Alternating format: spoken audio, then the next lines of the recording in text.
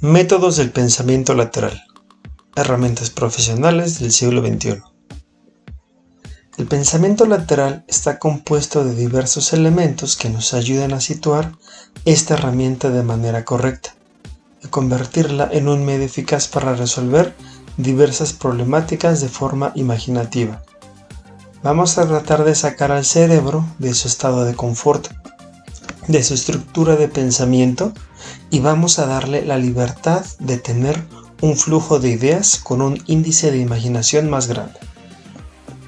Conozcamos los métodos para desarrollar una mejor técnica para aplicar el pensamiento lateral e incorporarlo en nuestra vida diaria. Estos métodos nos van a ayudar a liberarnos un poco más de la linealidad de nuestro pensamiento. Algunos de estos son las provocaciones, las analogías, el método de inversión, el fraccionamiento de división y las respuestas idóneas. Vamos a ver las provocaciones. Provocar es producir o causar algo, según la Real Academia Española. Provocar entonces es generar un estímulo y reacción en las personas. Por ejemplo, la película me ha provocado tristeza, la caída de la bolsa provocó cierto nerviosismo entre los inversores, la canción me provocó ganas de bailar, su comentario me provocó molestia.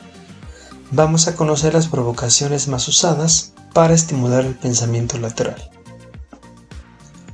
La primera es la palabra aleatoria. Se trata de introducir una palabra al azar. Puedes abrir un libro o periódico y seleccionar alguna, o abrir alguna de tus cuentas en redes sociales y buscarla ahí, o simplemente mirar a tu alrededor y ver con qué te topas. La idea es que la palabra sea un sustantivo. Una vez que la elijas, haz una lista de los atributos de ese sustantivo y al final trata de hacer una relación o asociación de tu problemática. Vamos a ver un ejemplo del mundo profesional. A un universitario recién egresado que está en una junta con jefes de área, le piden sugerencias para administrar de mejor manera el almacén de materiales de la compañía, la cual es una compañía pequeña. Por cierto, el nuevo profesional tiene nula experiencia en el tema. En su mente, decide hacer la técnica de la palabra aleatoria. De inmediato, ve un libro a su lado y comienza a pensar en sus atributos. Tiene letras, tiene orden, tiene ideas, tiene cubierta, es agradable leerlo. Digamos que es lo primero que se le ocurre. Entonces hace una asociación con el problema planteado y responde de la siguiente manera. Claramente no soy un experto en el tema. Seguramente me daré a la tarea de investigar y poner ideas más detalladas. Pero de pronto se me ocurren las siguientes propuestas. Noten que lo que vamos a describir es lo mismo que él pensó del libro. El almacén debería tener letreros donde se especifiquen de forma clara sus lineamientos. El almacén debería tener un programa de orden y limpieza periódicos. El almacén debería ser un lugar que genere la idea de control con los empleados. El almacén debería tener un resguardo o cubierta donde no cualquier persona tenga acceso a su interior. El almacén debe ser un lugar agradable donde las características antes mencionadas se den de manera espontánea. Los jefes quedaron complacidos con las ideas propuestas por el recién llegado. La segunda de las provocaciones es el escape. Es una de las técnicas más poderosas para crear provocaciones. Muchos de nuestros supuestos son falsos, es decir, pensamos casi siempre con prejuicios. La negación de algunos de estos supuestos nos permite pensar más allá de la manera lógica habitual. Partiendo de una situación concreta, un escape consiste en observar qué enunciados damos por verdaderos y luego los negamos. A partir de este nuevo entorno, con las herramientas habituales, se buscan nuevas soluciones. En una taquería mexicana, la dueña está tratando de salir de un bache económico en el negocio. Las ventas no logran despuntar ante la competencia tan fuerte en el mercado. se reúne con sus familiares más cercanos para abordar una serie de ideas al respecto, incluso contemplando la posibilidad de retirarse del mercado. Su hija, que es una vegana estricta, le plantea la posibilidad de incluir un menú único en la ciudad de tacos 100% veganos. Su madre le dice que no, que un taco lleva carne, y es lo más tradicional de hacer. Un taco se prepara con carne, le dice. La discusión termina sin generar grandes ideas de fondo. Por la noche, la doña se va a dormir con una pregunta en la cabeza. ¿Y si tomo en serio la venta de los tacos 100% veganos? Sin saberlo, la doña ya produjo la técnica de escape en su estilo de pensamiento. Esta es la tercera de las provocaciones, piedra en el camino. En este caso lo que hacemos es exagerar o distorsionar algún aspecto del problema. Por ejemplo, podemos hacer suposiciones relacionadas con qué pasaría si una de las piezas del problema estuviera completamente solucionada. Es decir, ¿qué pasaría si nos quitamos la piedra en el camino? En una universidad, un estudiante tiene un problema con una asignatura a la cual está recursando. Cuando el jefe de la carrera se entera de la situación, lo manda a llamar, pues peligra su permanencia en la universidad. El estudiante le confiesa que ha dejado de entrar e incluso entregar todos los trabajos, porque el docente tiene una actitud bastante negativa con él. El jefe de carrera sabe que esto puede ser cierto, pues el docente ya ha incurrido en varias faltas de este estilo. Entonces, se le ocurre preguntarle al estudiante sobre quién es su docente favorito.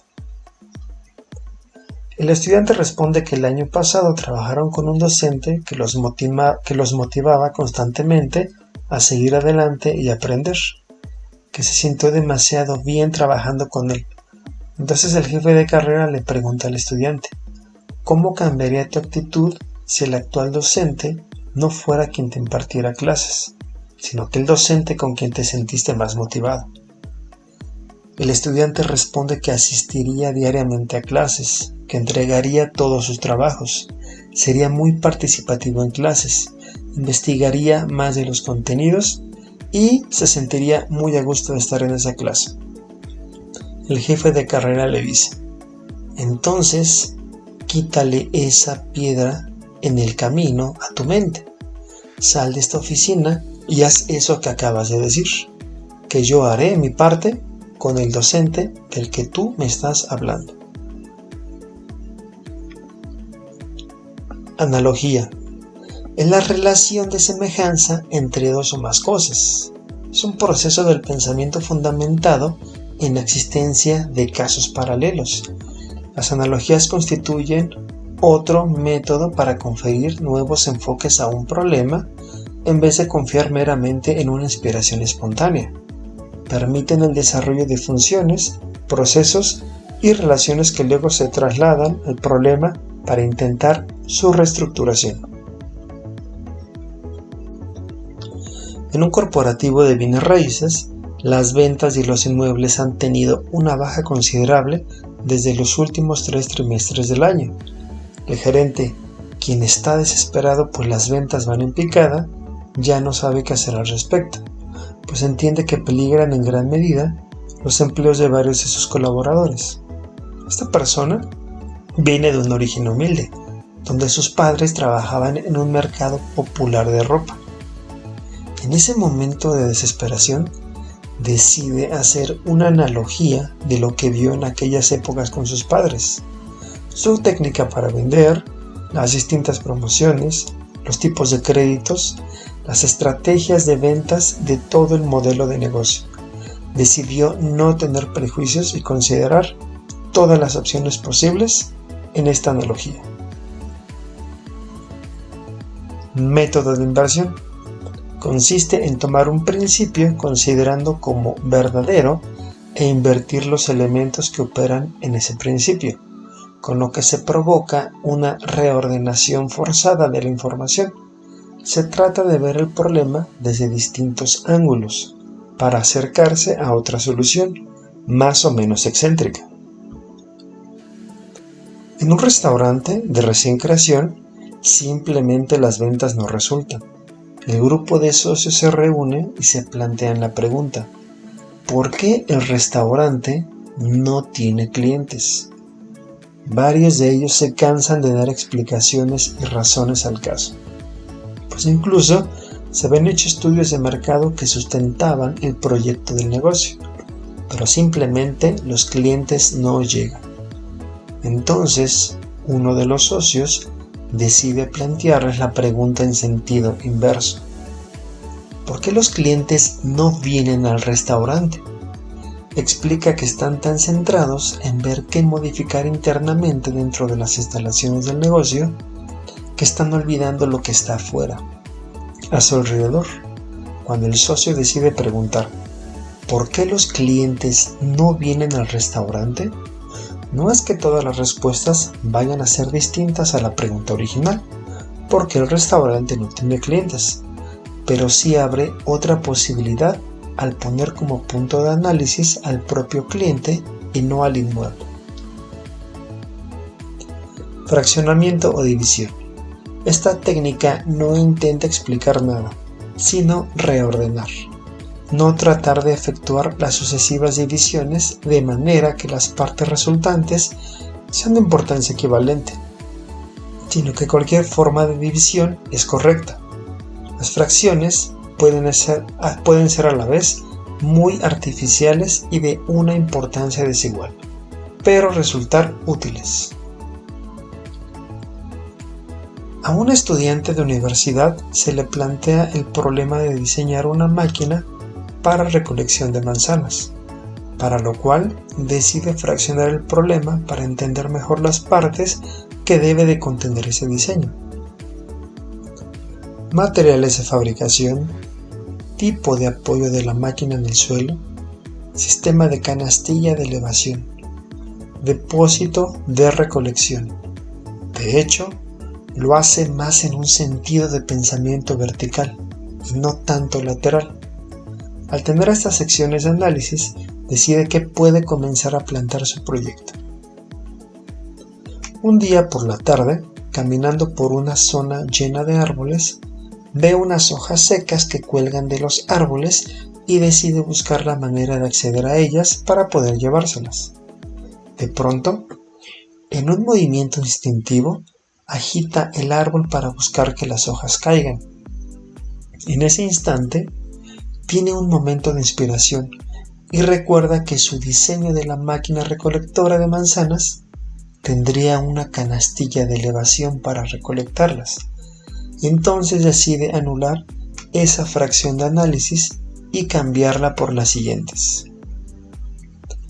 Sistema de vibración del árbol, sistema de amortiguamiento de la caída del fruto.